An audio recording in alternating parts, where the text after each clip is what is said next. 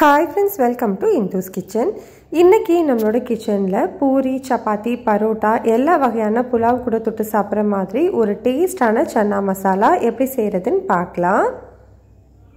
இத செய்யறதுக்காக ஃபர்ஸ்ட் ஒரு கடாயில 2 டேபிள்ஸ்பூன் எண்ணெய் சேர்த்துக்கலாம். எண்ணெய் சூடானதுக்கு அப்புறமா இதுல ஒரு பிரியாணி இலை, 2 சின்ன சைஸ் பட்டை, 2 கிராம்பு, கூடவே கொஞ்சமா கல்பாசி சேர்த்துக்கோங்க. இப்போ இது கூடவே 1 டீஸ்பூன் அளவு சோம்பு, 1/2 டீஸ்பூன் மிளகு சேர்த்துக்கலாம். இது எல்லாமே நல்லா பொரிஞ்சு வரட்டும். இப்போ இது கூட 1 இன்ச் அளவு இஞ்சி, 10 பல்லு பூண்டு சேர்த்துக்கோங்க. இதில் இப்போ ஒரு 15 சின்ன வெங்காயம் முழுசாக சேர்த்துக்கிறேன். சின்ன வெங்காயம் இல்லைன்னா 2 பெரிய வெங்காயத்தை ரஃபாக கட் பண்ணிவிட்டு சேர்த்துக்கோங்க. வெங்காயத்தை 2-3 நிமிஷம் நல்லா வதக்கி விட்டதுக்கு அப்புறமா இதில் 2 மீடியம் சைஸ் தக்காளியை ரஃபாக கட் பண்ணிவிட்டு சேர்த்துக்கலாம். கூடவே தக்காளி சீக்கிரமாக வதங்கிறதுக்காக ஒரு 1 டீஸ்பூன் அளவு உப்பு சேர்த்துக்கிறேன்.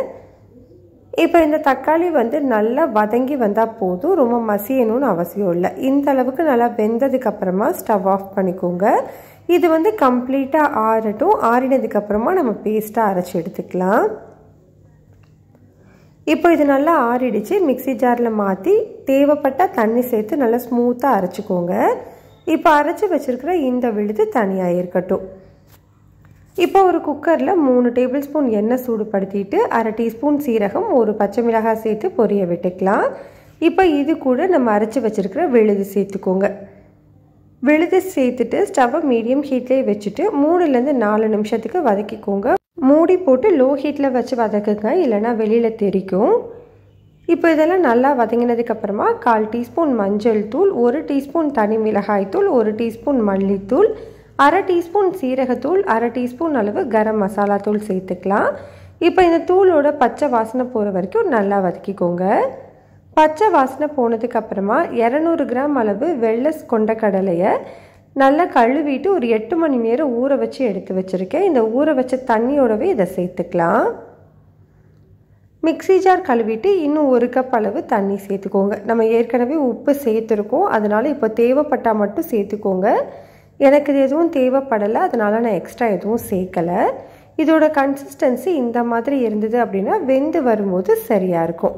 இந்த டைமில் கொஞ்சமாக கறிவேப்பிலை சேர்த்துட்டு ப்ரெஷர் குக்கரை மூடி விசில் வச்சு மீடியம் ஹீட்டில் 5 விசில் விட்டு எடுத்துக்கோங்க.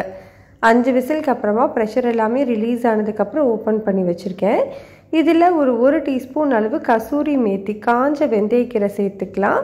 கூடவே கொஞ்சமாக கொத்தமல்லி சேர்த்துக்கோங்க. கசூரி மேத்தி இல்லைன்னா ஸ்கிப் பண்ணிவிட்டு கொத்தமல்லி மட்டும் சேர்த்துக்கோங்க. அவ்வளோதான், நம்மளுக்கு ரொம்பவே சிம்பிளான டேஸ்டான சன்னா மசாலா ரெடி ஆகிடுச்சு. இந்த கிரேவி பூரி, சப்பாத்தி, பரோட்டாவோட சூப்பரான காம்பினேஷன். ட்ரை பண்ணி பாருங்கள். பிடிச்சிருந்தால் லைக், ஷேர், சப்ஸ்கிரைப் பண்ணிக்கோங்க.